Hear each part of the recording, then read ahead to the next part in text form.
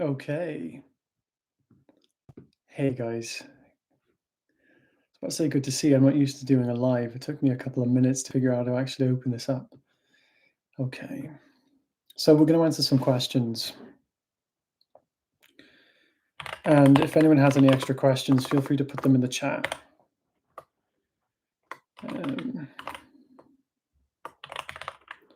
I want to do live streams more regularly.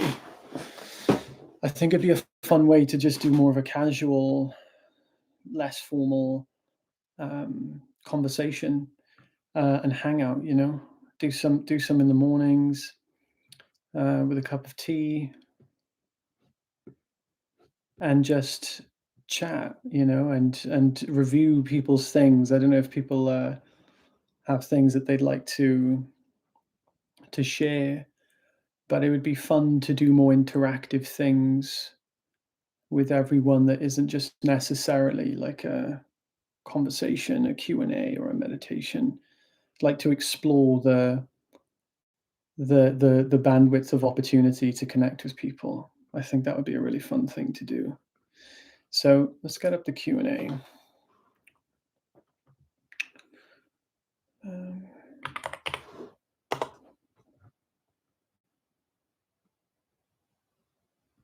Okay. So the first question that I have is from Rishab.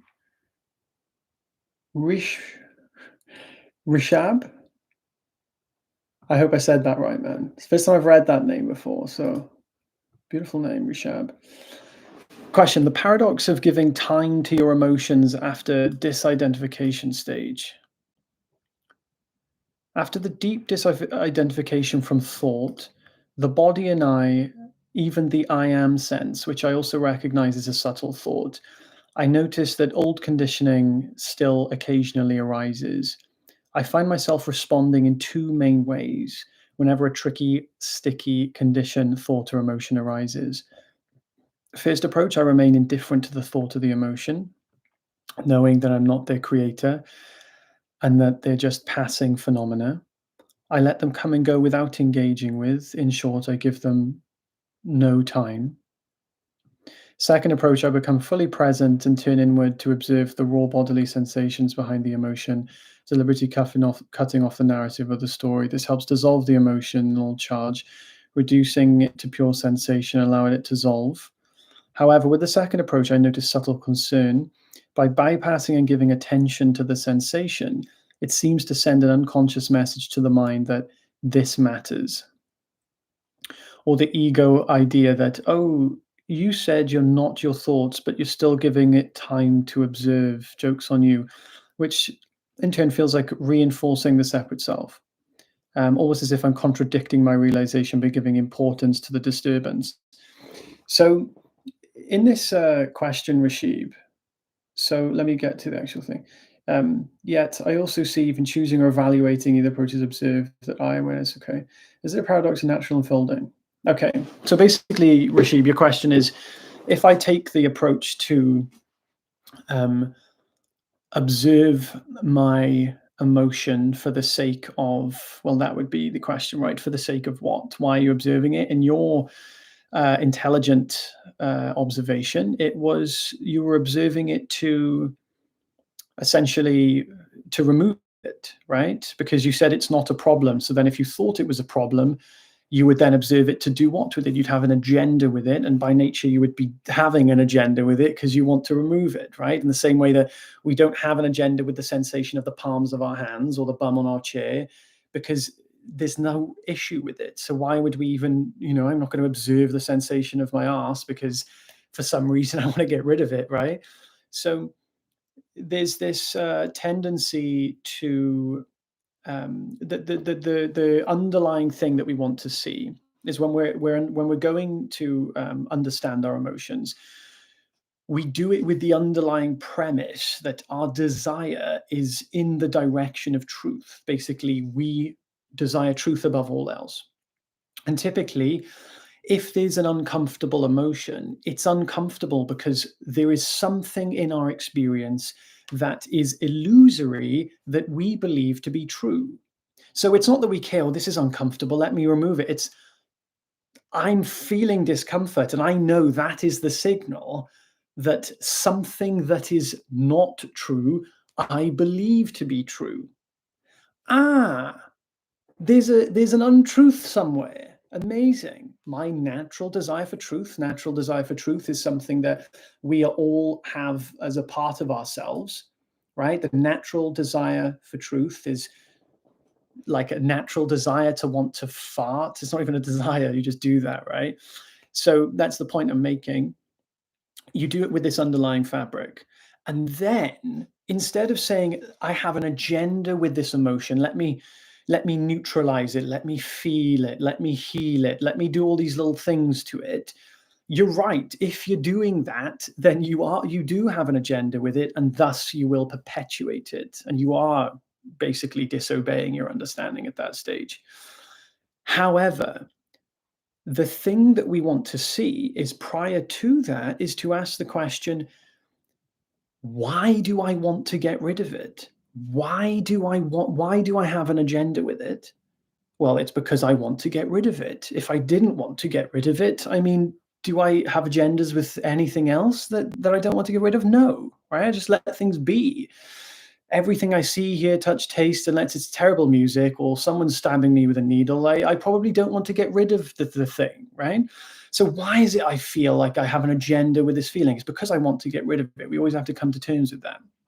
Okay, now I know that it's because I want to get rid of it. We ask the question. We don't say, let me feel it or accept it so that it then goes.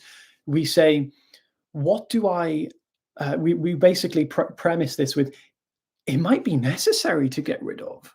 Maybe I actually should get rid of it. We basically bring ourselves to this openness, all possibilities.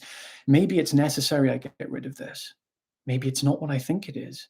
Or maybe it's not necessary that I get rid of this. Let's find out. And then all we do is check. We basically just check. Is it worth getting rid of this emotion? Is the sensation actually a stabbing pain? Is it uncomfortable? Is it actually uncomfortable enough for me to want to get rid of? Let me figure that out. Then we go to the emotion. We go there, not because we care about the emotion, or not because we have an agenda with the emotion. Our agenda is to figure out if it's worth having an agenda with it. Do you see the difference? There's no agenda with the emotion. The intention that we have, or the agenda that we have, is to see whether it is worth having an agenda with it. Then we have basically put ourselves into the most open state, which isn't a state, and we explore it from there. And then we say, well, the reason I want to get rid of it, the reason I have an agenda with it is because it's uncomfortable. Is it uncomfortable? Let me see. Yes, it is uncomfortable. Look, it feels like I'm being stabbed. It feels like anxiety. Well, it doesn't feel like anxiety, because anxiety is a thing. Like if we're going to say it's not, this is a replica, it would be anxiety. But then the question is, well, what is uncomfortable about the anxiety? You say, well, it feels like a stinging sensation. Okay, what do you mean by a stinging sensation? Compare it to something. What is it compared to? Oh, it's like being hugged by a thorn bush or thorn rose. Okay, that would make it sharp, right? Thorns are sharp, right? If it's sharp, do you feel a sense of sharpness? Oh yes, I do actually. It's quite sharp. Okay, sharp is also like a knife. Knives cut things, right? If it was a knife, would it feel like that? Okay, maybe it's not quite sharp then. Okay, so it's not sharp. So do you see how we pack this energy, this neutral sensational energy, with all of these concepts? Oh, it's like being contracted with a thorn bush, or it feels like a knife. If you like had a sensation that you identified with being like an elephant standing on you, then you're going to create that experience. Like if you the difference between anxiety and excitement, anxiety is resisted and excitement is accepted. It's the same energy. So if we create an emotion that says, it feels like a knife is stabbing into me, we will make it as though it is like a knife stabbing into us. So the deeper we go in that exploration, the more we realize it doesn't feel like a knife. It doesn't feel like I'm being suffocated. It doesn't feel like this and this and this. And we start peeling back the layers of concepts that we have put onto the sensation in order to resist it. Once the concepts that we've attached to the sensation, excuse me, have been relieved, there's no more need to get rid of it. Therefore, there's no more need to have an agenda with it. So we haven't even done anything apart from figure out whether it's worth getting rid of. We haven't even looked at the emotion. We have looked at it, but not for the intention of removing it. So we want to come to this conclusion that I have vigorously explored all possibilities. I've explored maybe getting rid of it. Maybe that's necessary. I've also explored not getting rid of it. I've explored understanding the emotion. And I've come to the conclusion there's no reason to get rid of it because it isn't sharp. It isn't painful. It isn't this. It isn't this. It's just what? Then we realize what's left under that is just raw, pure being, nothing to get rid of, just like the sensation of your hands, your head, your whatever it is. And the sensation just doesn't vanish. The sensation stays, but now you no longer want to get rid of it. And then this is what I call forgiveness. This is what I call giving all things the freedom to be completely as they are without any desire to get rid of them. You're doing that right now. If you all look at your experience right now, everything in experience is given the freedom to exist. If someone was to come into the room right now, unless it's someone who you despise, which I can't imagine anyone coming into your room who you despise, without stretching the metaphor. Anything new that comes into your experience, a sound, a bird passing, they're all so accepted. It's like we've given them the possibility to exist to such a degree that it can. So every sound that you hear, sensation that you feel, it's already been given the freedom to exist by us. It is then realized that that is what forgiveness is, giving all things the freedom to exist completely as they are without any need or desire to change them. This is also what we call a desire. A desire is what? Giving something the freedom to exist before it having come into existence. So we don't just, forgiveness isn't just, or forgiveness or our natural condition is not just accepting. We're not just going, I accept that this is there. Yes, family members who live in my home, my girlfriend who lives with me, I accept that you live here. You don't just want to be accepted into someone's home. I accept that you want to be welcomed into your home. You want to be wanted to be there, right? That is what we're doing with reality. We don't realize it because it's the natural condition. This level of acceptance is beyond acceptance. It is a already giving. It's basically what we would call, from the human finite point of view, a desire. We want it to be there. We don't just accept it being there, we want it to be there. This is a new level of acceptance that transcends this stationary, static acceptance. It's more feminine, if anything. It's more combined, it's more complete. So then we start to recognize the all forgiving nature of ourself, which is not having an agenda with this emotion or that thing. You don't go, oh, I'm accepting every one in particular thing at the same. No, it's omnidirectional desire. It's like an omnidirectional welcoming for everything to be as it is, regardless of whether there's an emotion there or this there or that there, you see? And that is the essence of forgiveness, to give all things the freedom to be completely as they are before they having come into existence, if we were to put it that way. So thank you for your question, my friend. That was a really good question. Let's see. I'm just going to read the chat here. How to see reality as a dream. Do you personally find it helpful to contemplate metaphysics? Do you view reality more as a collective dream, a dream of God, a simulation, or some kind? Do you personally find it helpful to contemplate? Yeah, I would think it's helpful to contemplate metaphysics. Do you view reality more as a collective dream? I view reality as you can use collective dream, a dream of God, a simulation, but the way that I see it is that reality is just really real. So when we think of a simulation, we think of it as like something real created the realness, and therefore the thing that we think is real isn't real. That's a common misconception. And then when we think of it as a dream or a dream of God, it's like, well, God is real and the dream is not real.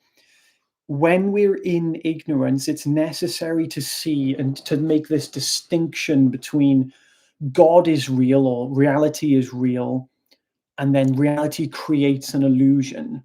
It's necessary at that stage to think in those dual terms: duality, non duality, consciousness, matter, or consciousness, Maya and reality, illusion and non illusion, ignorance and knowledge. And it's necessary to start to, you almost sieve out sieve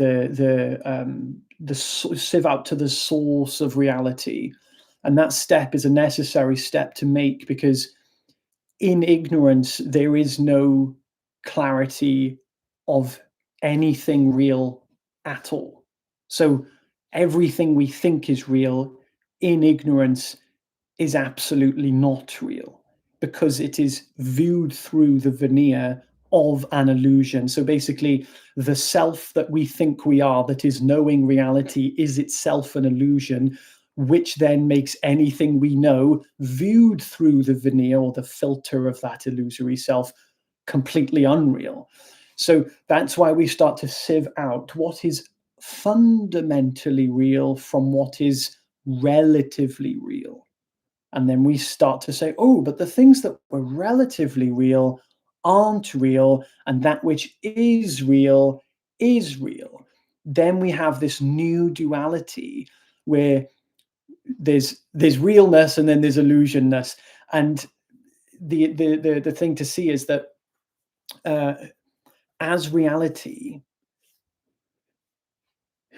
creating reality and being intelligent, everything we create is inherently real. We can't give it the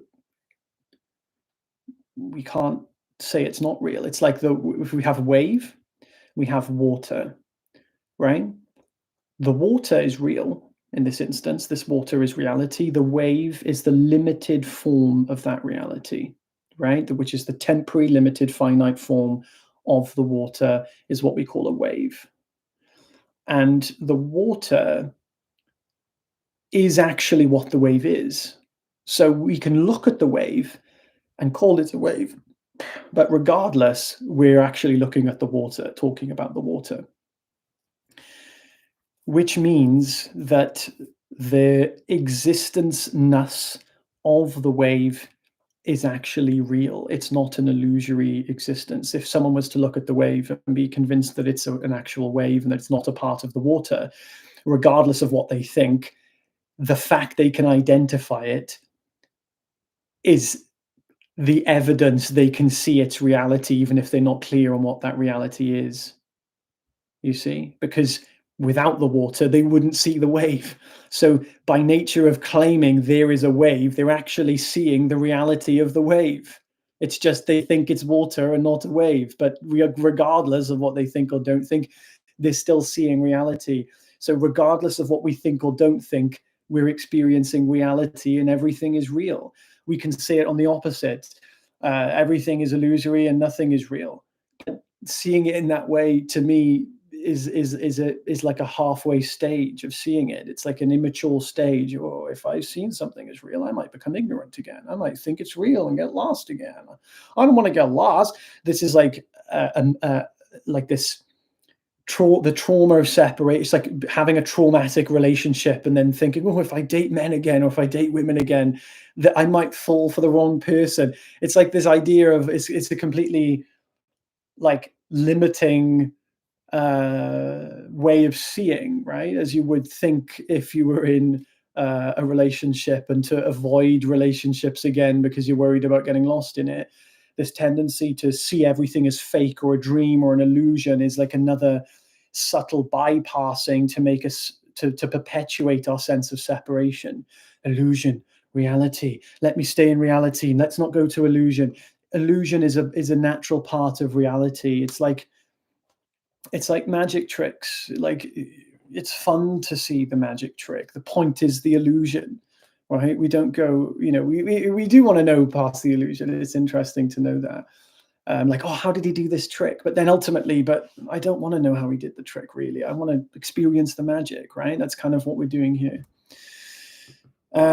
Let's go back to our next question here. Thank you for the question, by the way, Petal and Thorn.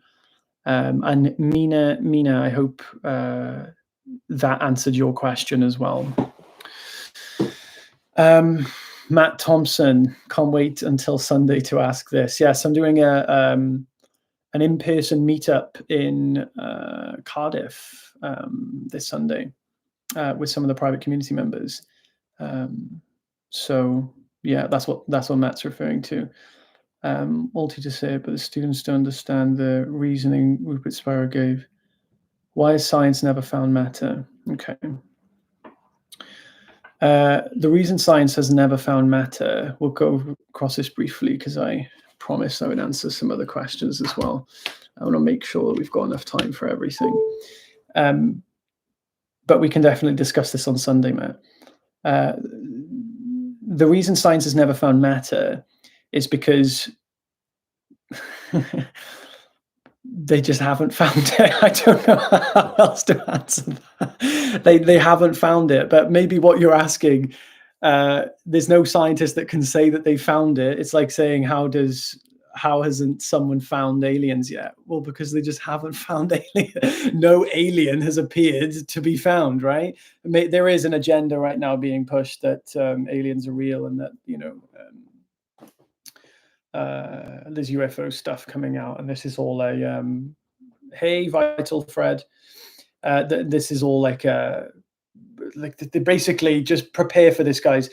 This is what some contacts I have known for a very long time, that reality, that's the government and the FBI and the God knows who and blah blah blah are starting to bleed out this alien nonsense of like UFOs, and we've known about UFOs for a long time, and we're ready for the truth now. It's all this, like, there's a hidden agenda behind all that shit. Anyway, coming back to the question that Matt asked, science hasn't found matter because the stuff that they try to find, basically they're trying to find a substance. And because this is what physics does, right? They look for physical things. They try to find a substance, right? So if I touch this bottle, the bottle is made of something, right? Which is because this is what science says. It's made of something because if I tap it, I can hear it. If I touch it, I can feel it. If I look at it, I can see it. So what I'm seeing and what I'm touching, and if I drink it, what I'm tasting, must be made of a substance, right? Is it really metal? Or is metal made of something else? So they look at what the metal is made of and what this is made of. And eventually they look deep enough until they look at what atoms are made of. What was that? Until they find what atoms are made of and what molecules are made of, and quarks, and then eventually they get to quarks and they say that quarks are not made of anything.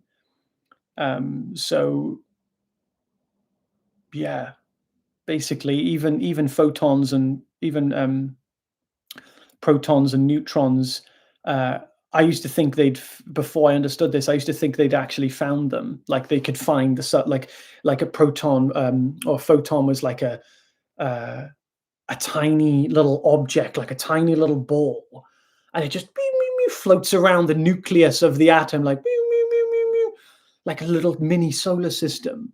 No, they just made that shit up. They just basically thought, well, something's happening there. So there seems to be some energetic thing happening, even though they can't see it. So I don't know what they're doing, unless their third eye is like seeing some stupid shit. There's nothing happening there, but they're basic, or something is happening there that they can't explain and they can't see. So they create this visual representation to explain why something seems to be there that they can't really find, right? So this is where matter comes from. They say, well, the thing I can't see but must be there, we'll just call it matter, and we'll tell people that's what the earth is made of. Hey guys, the earth is made of something that we cannot see, nor do we understand, but we're science. We can't just say that to people. We have to understand what's going on. Let's just call it matter. We'll just call it matter. Someone come up with a name. What can we call this shit that I cannot find? Let's call it matter. Amazing. We call it matter. And then all of a sudden, matter seems to be this substance that things are made of. But no, matter was the name they give to explain the fact they had no idea what it is. So this is why science can't find matters, because it's never been found. Anyway, right, let's go on to the next question. Where is that question? Okay. I'm in the final stage of integration with awareness. All is mind, beliefs, thoughts, perceptions, etc., almost dissolved. I would be very careful to say things like final stage of integration with awareness, because I don't even know what that means. So my question after awakening, only mind, in brackets ego, dissolves. So my question is, after awakening, only mind dissolves, or any changes need happen in my body apart from emotional blockage, alignment, like chemical composition or DNA change. Wait, what? After awakening, only mind dissolves. So I'm assuming this is what you're actually asking. After awakening, is it only my mind that dissolves, or are there any changes that need to happen in the body, such as emotional blockages or DNA change or change in operation? Okay. I'm going to assume I know what this question's asking. What we'll do here, Ram, is I'm just going to give you an answer and hopefully it's the right one. So I don't think that there's like a final stage of integration. There's no like real final stage. So let's just put that out there. We can say that there's like a we ideally, sometimes we can say it for practical reasons, but we don't necessarily want to create a final stage of integration, because, well, what happens after the final stage? Are we just going to have like, we're going to come out the closet? Hey guys, I'm enlightened now. Hey everyone, I completed my final stage of integration and now I'm enlightened. That's not really going to happen. Why would that not happen? Because we're not really moving up the ranks, right? We're not moving through the stages. There are stages, but it's not like in school where you start at the bottom stage and go to the last stage.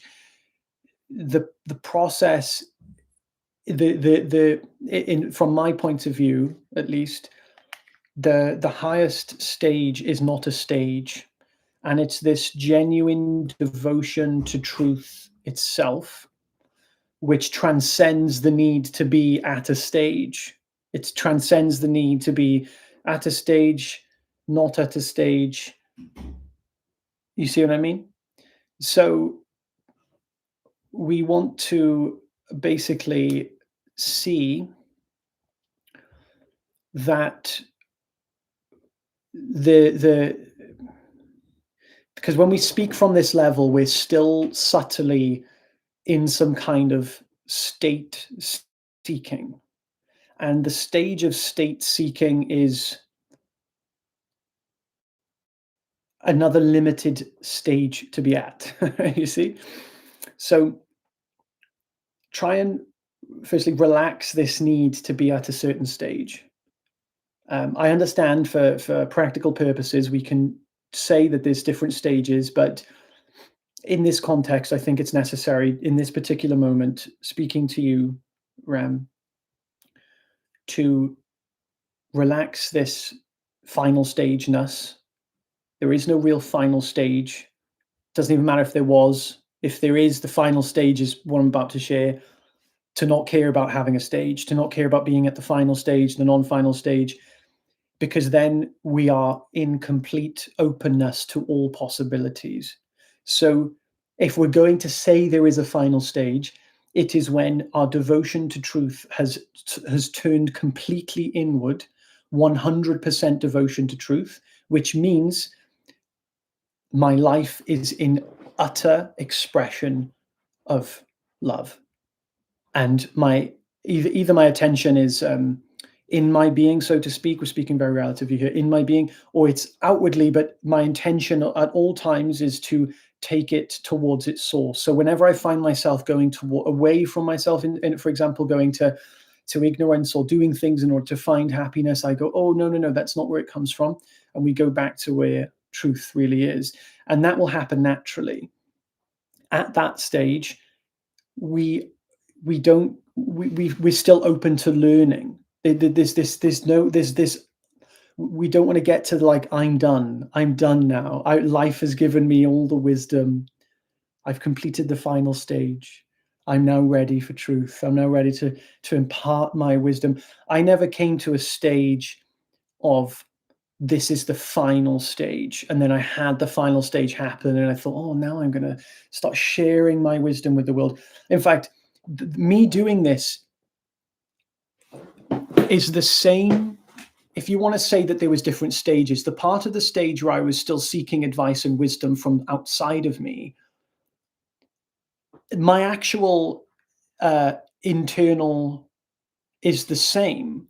My happiness was unconditional before I realized it was. So there's a place where happiness becomes unconditional, but it's almost like we stop caring about that. In reality, the process happens that we stop even caring about that. We're just in love with the truth. We're just in love with the truth, and we're not. Happiness doesn't think about its next moment of happiness. Happiness doesn't think, oh, this was good. How can I get that to happen again? Because in that moment, we're saying we're not happy, and we're looking into the future and trying to get it to happen again. So if there is to be a final stage, it is to be open to all possibilities, which also means being open to the possibility we might be wrong, being able to open to the possibility that we're not awakened. But at that stage, because we're all open to possibilities, we don't even care. We're devoted to truth. When I say we don't care in the sense that we don't need to be right or wrong. There's no judgment. We just care about happiness and truth, which are the same thing. So from that point, it kind of does its own work. This is kind of why I share so often about being being an adventurer, being curious, being open, because the curious adventurer is as good as the goal. It is as good as being in the end goal, if we're going to say there's an end goal.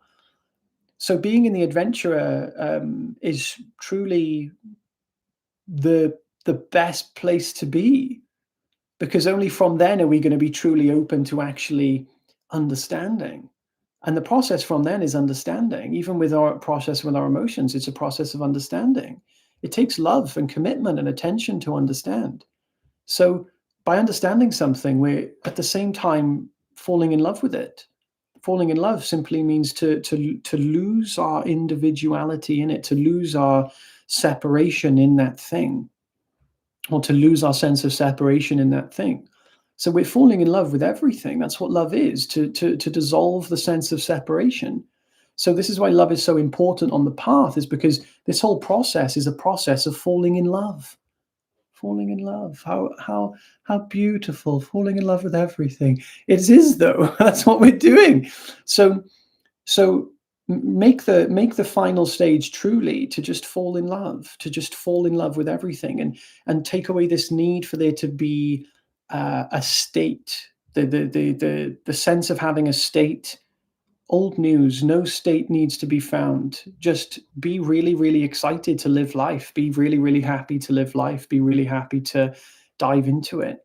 And you will find that if you just did that, that was your intention for 2 years at least, you look back and think that was actually amazing. I've had the best life ever. I've had such an amazing time. You won't be thinking, was I enlightened? Was I not enlightened? Was I on the final? You don't care. You just so like that. And that is what happipiness is. You see, do you see how they combine? You just realize I'm in love with my life. I'm in love with everything. I've had an amazing time. My relationships are better. I'm enjoying what I do. This is amazing. And then you think, well, that is what you were looking for the whole time. So we don't necessarily need to worry about what state we're at. We just need to see that I should just be open to all possibilities, devote myself to truth, and that devotion will inevitably end up turning into a true. We call it an abidance in it, but it is an abidance in it. It's the sense of separation completely dissolves, and there's no question as to what, there's no question into questioning, you see, no question into being limited, no question into being infinite. God doesn't care about being God. God's just being whatever it is. God's being the bird when the bird wants to tweet. It just be what we are, at any given moment with true immediacy. And that's when that process will unfold, and that leaves us then willing to do the shadow work. That leaves us there willing then to actually notice when habits arise that are out of alignment with truth, that we then lovingly correct with our own intelligence. So we say, oh, this thing I did isn't actually in coherence with my understanding, because my understanding is X and I just did Y. If I did Y, it betrays the fact that the X is my understanding. So let me introduce that love and understanding to that part of my life, whether that's in your career, relationships. We could have people are so easy to say that they're unconditionally happy and free, but then will be completely financially limited, have like massive limitations, can't find good relationships, in other areas of their lives. Truth doesn't have to be, for us to understand the truth and to live a great life, we don't have to have the truth bled into all areas. However, as a byproduct, unconditional happiness is going to spread into all other areas of our lives unless we are doing something to inhibit that process. And if we're inhibiting that process, it's out of a level of resistance. So I can't see how one could understand the nature of their self yet still have so many massive limitations in other areas of their lives. It doesn't make sense, because our nature is completely unlimited. Unlimitedness has a natural expression of being unlimited, which comes through the mind into the body and into the world, and it will naturally take us on a path of uncovering those limitations if there are any. So it doesn't make sense that you would find these types of limitations after that, you see, because your devotion is like, I don't care if I'm enlightened or not. I don't care if I make a mistake. I just care about the truth. So that is the best place to be. Just going to look at the chat.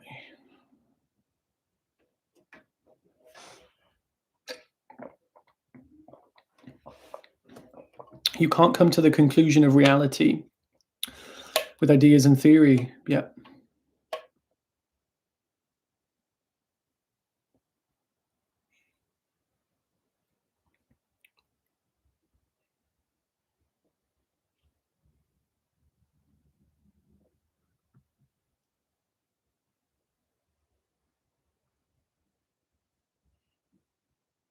Okay. What happens when the body dies and I'm enlightened, not identified with the body mind? I'll have to die for that physically, but my body's still here.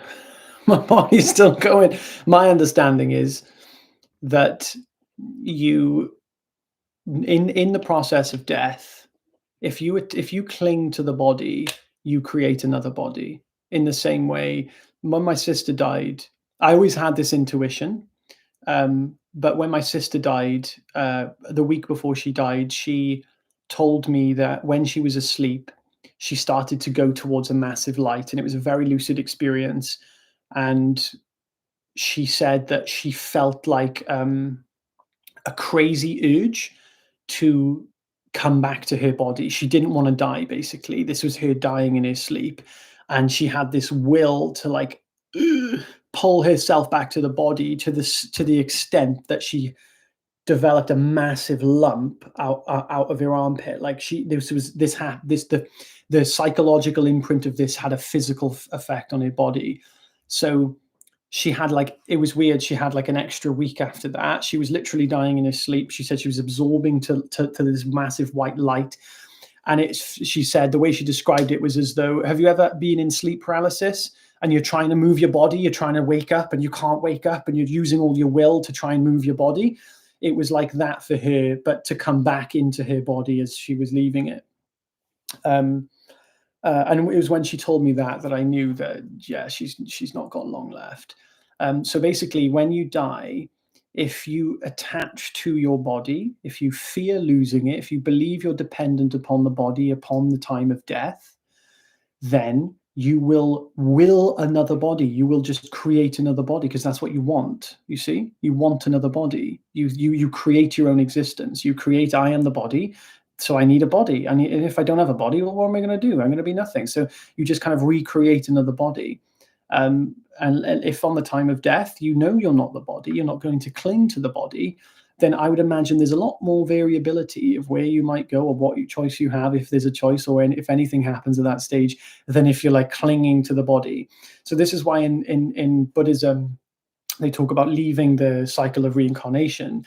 It's that once you realize what you are, you're not attached to the body anymore. So you can let go of the body, the physical body, which is necessary to do if you want to leave the physical body, obviously, right? So that would be the importance of recognizing our true nature before we die.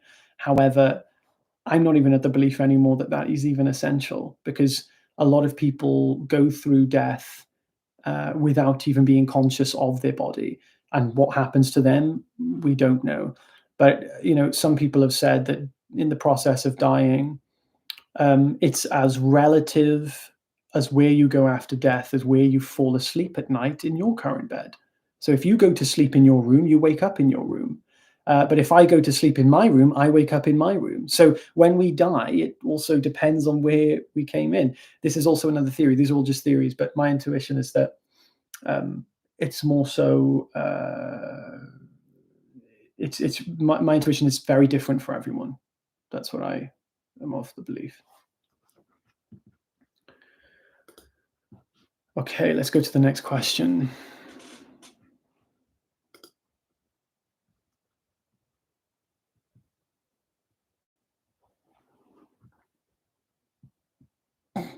My situation is I feel my presence. I recognize myself as awareness before anything else. Whenever I rest as awareness/meditate, I feel a deep sense of peace, love, connection, but I wonder how people recognize that they are God. They are one with everything, that all there is consciousness. My desired situation is to have a deeper understanding of who I am and what is consciousness. I want to understand, not just believe, that I am one with everything. My apparent limit is that I can't seem to find how people come to that recognition on their own. So my question is, how does one recognize the nature of consciousness completely unseparated from the world? So this is a really good question, and it's actually the next step. We're going to have steps. There's the first thing is to realize what I am on a fundamental level is awareness. That's a first step in the right direction. The next step in the right direction is to see whether or not see what that awareness is. So we see the nature of it, but then to see if it's limited or not. So the realization of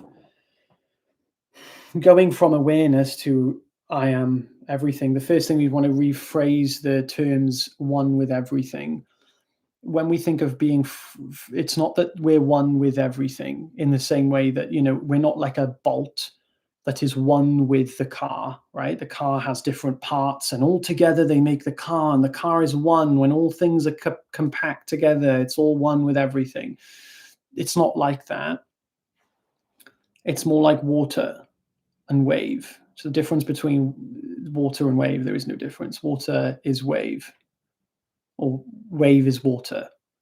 So the path to understand that you are God, coming to that realization, the short answer is take a fuckload of LSD.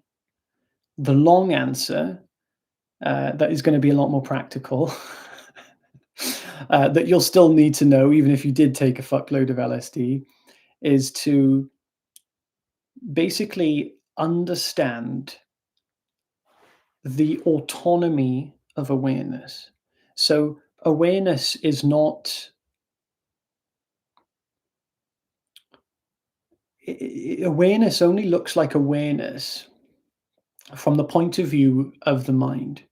So when we believe I am the mind, awareness looks like awareness. It looks like I know something. I'm aware of something.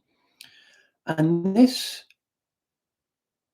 awareness then, from this point of view, the awareness that you are knowing isn't the true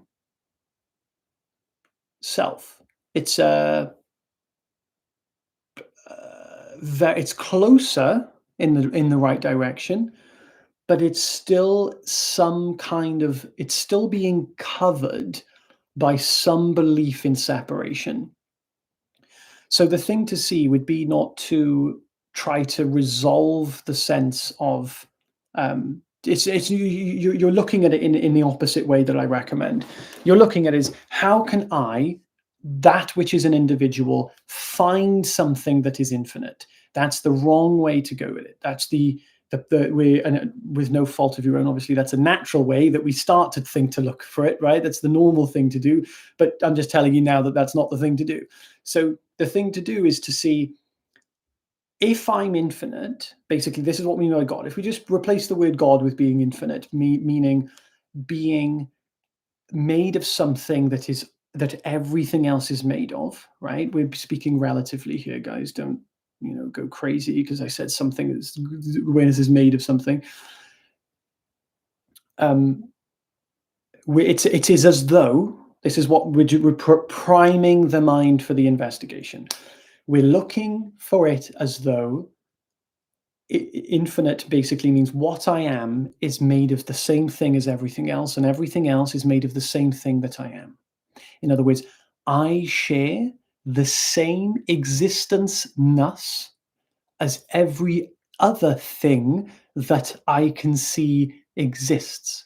That means what I am is the substance that creates thoughts, images, sensations, and perceptions. So now we have this preliminary understanding of what being infinite is.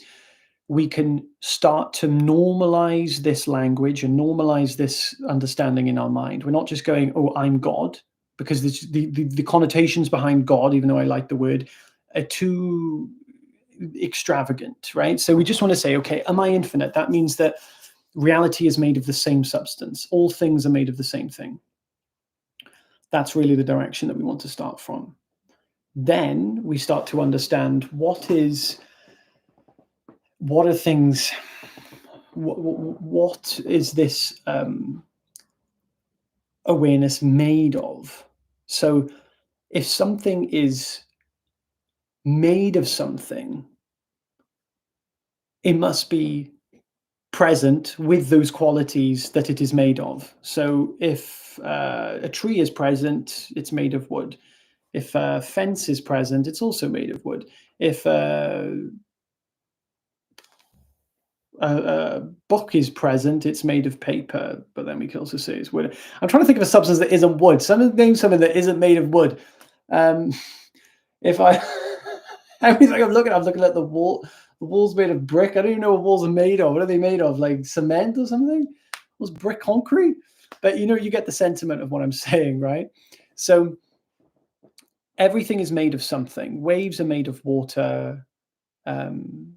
Bricks are made of concrete. I am made of what? So we actually then look at what I am made of. So instead of, we're looking here for limited qualities. We're trying to discover limited qualities. So in ignorance, we say, I'm an infinite small self, and people say that I'm God and I'm infinite. Let me try and find the infinite godly thing that I am. We want to now say, well, if I'm infinite, I must already be infinite, because being infinite means I was never not finite. So, being infinite means I was never finite to begin with, because if I wasn't infinite and then became infinite, that wouldn't make me infinite. That would make me limited, and I was limited to the time it took for me to become infinite. So, what we're basically looking at is, let's then assume I'm infinite, because what other option is there? If I am infinite, I must already be infinite. So if I make that the premise of my investigation, all then that I look for is for my limitations. So if I'm infinite, that everyone says I am, I don't believe them yet. Great, you don't want to do that. You want it to be direct experience. So you say, well, if everyone's saying I'm infinite, I may as well just already assume I am, and then look for the limitations of myself. So when we're looking for the limitations of ourself, it puts us into a much broader spectrum of openness that isn't saying I'm temporally limited and finite, because then we will look through the lens of being temporally limited and finite, and all we're going to see is the separate self. We're going to see with separation. That will be the seeing through separation. So now that we're on this level of, okay, I'm going to take an experiment. This is a genuine experiment. This isn't something that I'm trying to do to change myself. I don't need to do this to become a better person. This is genuinely pure, done out of joy, because if it's done out of any other reason, you're not going to be open to it. If you do this to remove your suffering, you're not going to be open to the investigation. It'll go in one ear and out the other. So now that we're on the premise that we're doing this because we enjoy it, we're doing this because we find it fun. Without that, we may as well go seeking again for another decade. So now we're basically saying, where are my limitations? Well, my limitations would be that I must have a size, shape, form, or color. I must appear, and I must disappear. Because if I can appear, then I will eventually disappear. Can appear. It's a funny little, sounds like there's a word, can appear. So if I can appear, I can disappear. And if I can do one of those things, I must be limited. So then we ask the question, am I awareness capable of appearing? And am I capable of disappearing? Do I have a size? And do I have a shape? If I have a size and a shape, I must be able to be found somewhere, right? Because if I'm inside the body, I must be able to be found inside the body. But here's the thing. If you know and you experience yourself, right? If I ask you the question, are you present? You would obviously say yes. You wouldn't be able to say yes if you weren't able to experience yourself, obviously, right? If someone says, is there a pink elephant? No. If there was a pink elephant, I would look, see the pink elephant, and then say yes. I'm answering with truth. I know the elephant is either there or not there. So if it's there, I say yes. If it's not, I say no. This is to say that if you say yes, I am present, you're not just lying. You're not just saying, yes, I'm present, but I don't really think I am. You're actually saying yes because it's true. If it is true, you must be able to experience yourself. So if you can experience yourself, you must be able to explore yourself. You must be able to actually answer questions about it. You see what I mean? That are true. So none of this, oh, but I might be inside the brain and I don't know where I am. And I don't, no, no, no, no, no. If you were inside the brain, you wouldn't be able to answer yes to the question, because then you'd have to open up your brain, open it up and go, ah, yes, there I am. I'm right there. But you know you're present. That freaked me out there.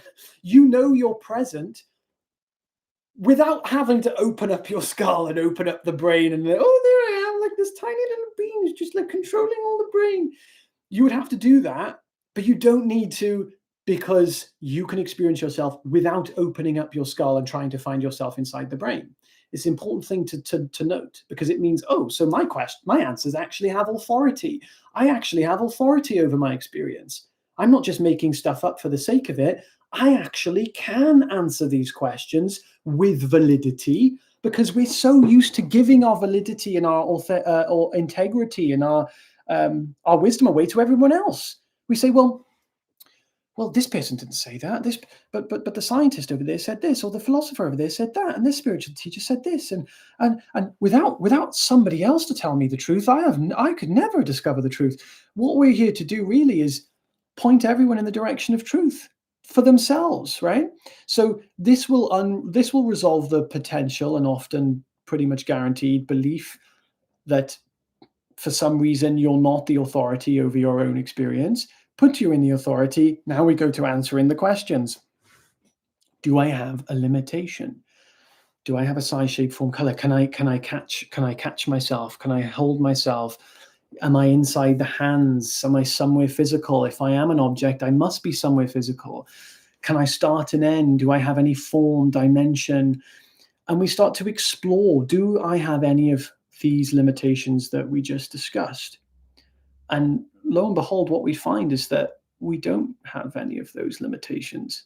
So discovering the infinite is a process of elimination. This is what they call the neti-neti process.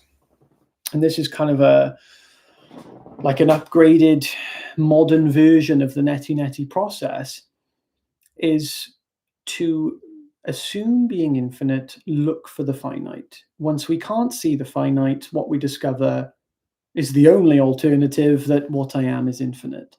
Now, I'm putting this in a very short term because we don't have all the time, but this would be the right direction to go. This is what I would recommend. This is the process I went through.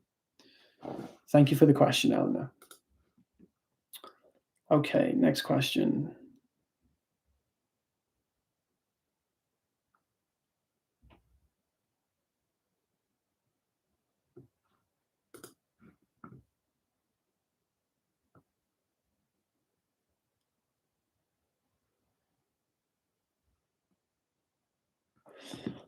Vital Fred said, the ball is made of feeling and sensation, sound sensation.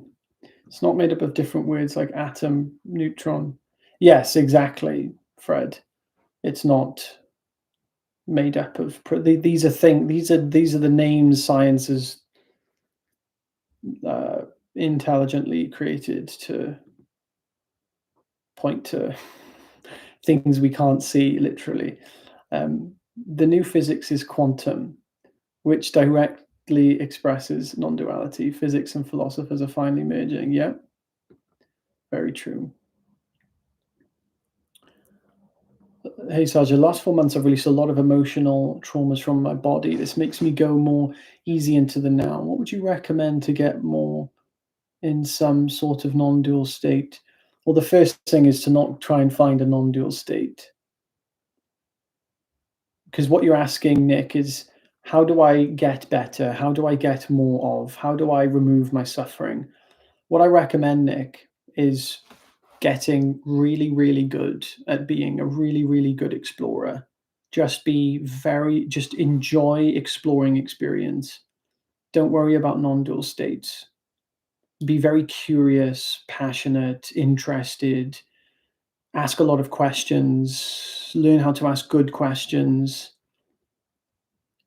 Find interest in asking really good questions.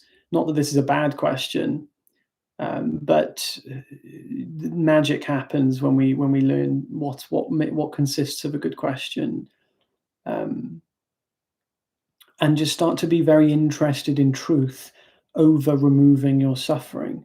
It's the most important thing that I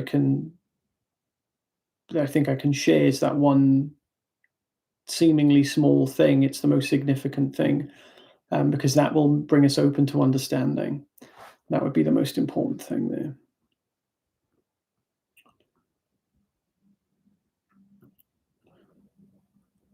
What is your relationship like with your thoughts, patterns, or conditioning after seeing through them, but still wanting to change them if they are negatively influencing your experience? So basically,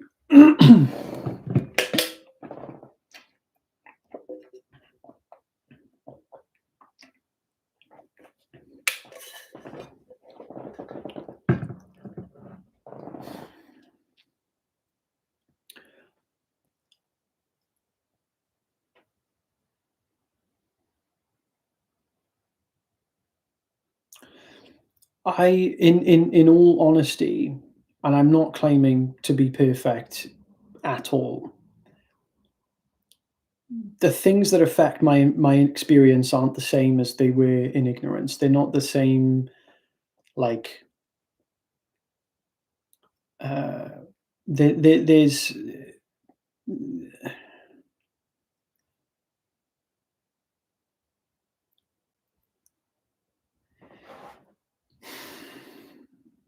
it's hard to explain because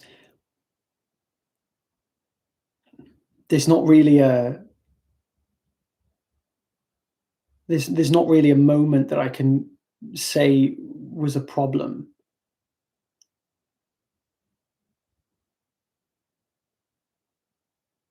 I'm at a place where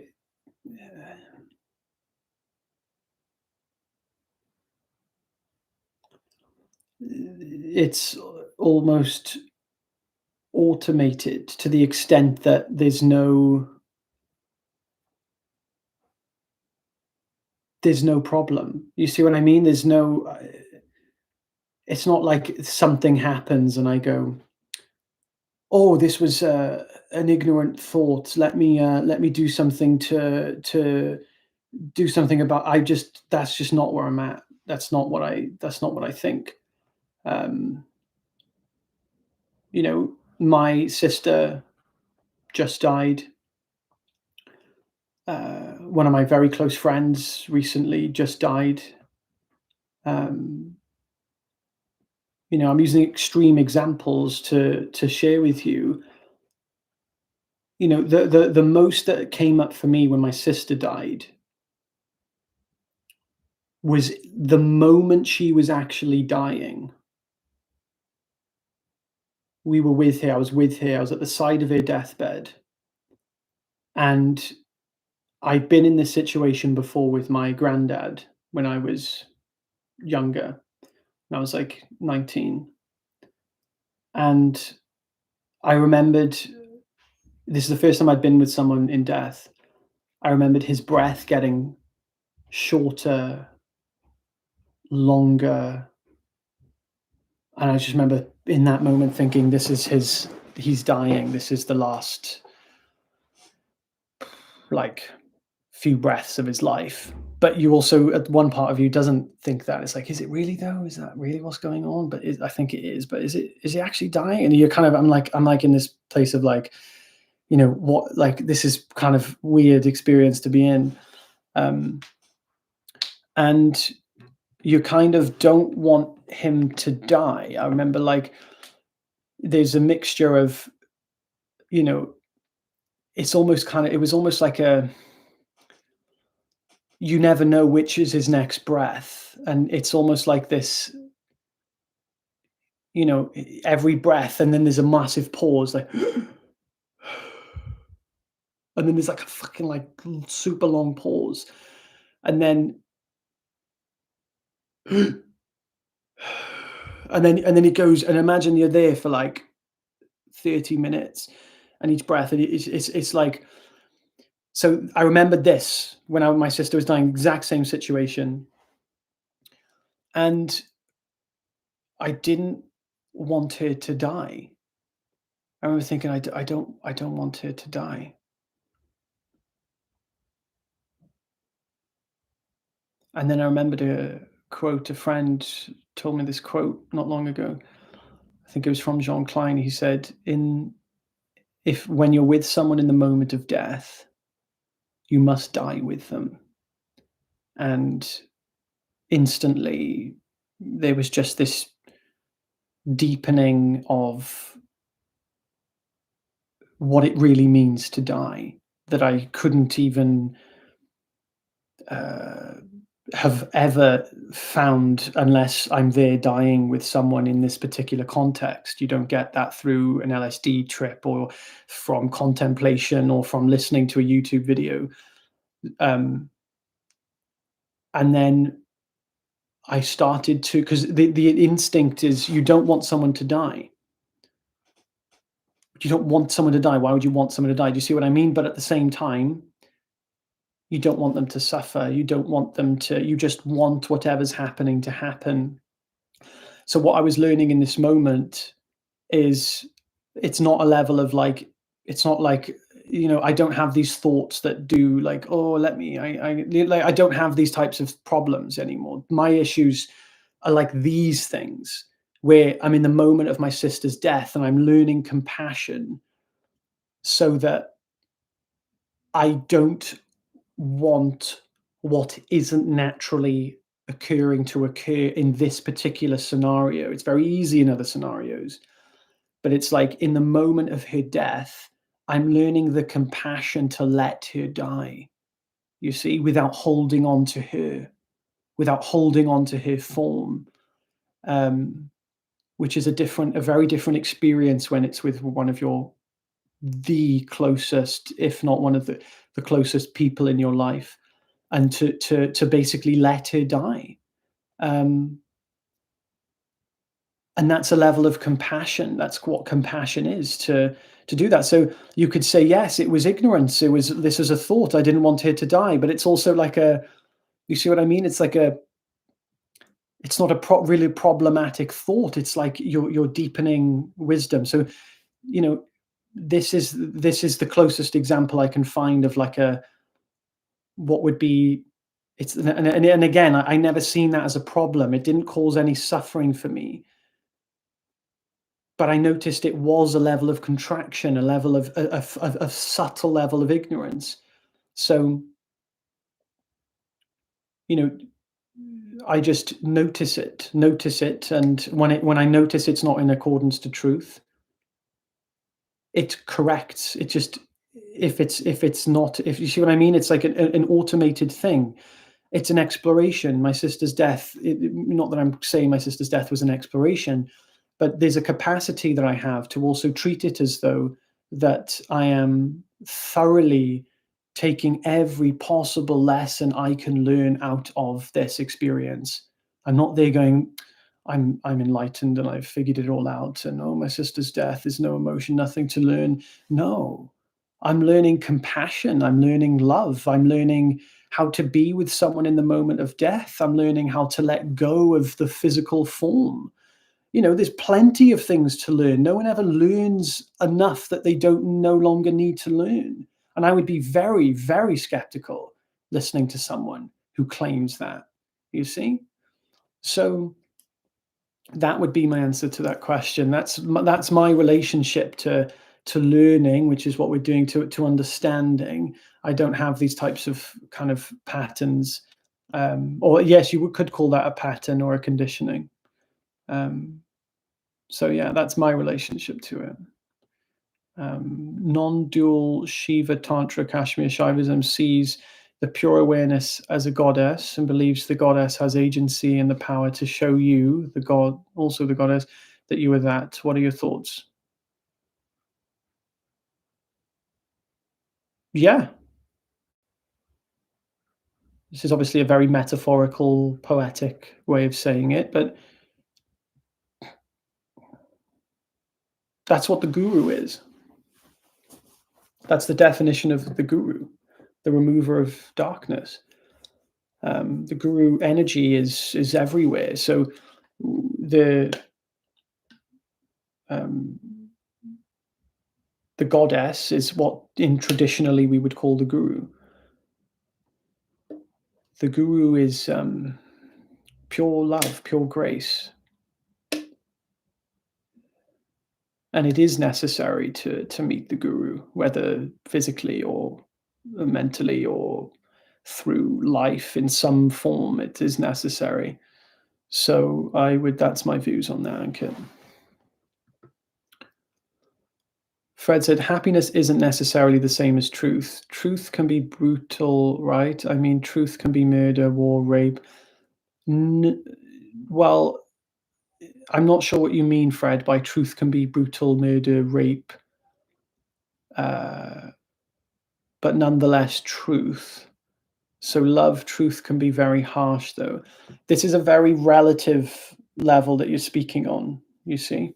It's a very relative level of truth and happiness that you're talking about, which is not the same dimension that I speak about it.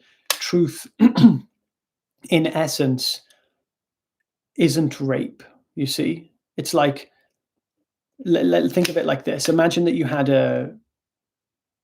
let's just say there's a tree, and the tree grows apples.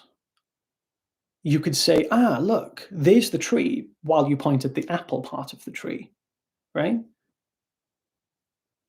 It doesn't, yes, it's the tree, but it's not really the tree, right? The tree is the entire thing. The apple is not the tree. And when it falls, we don't go, oh, look, a tree. We go, no, oh, look, an apple, right? The same if a leaf fell off the tree.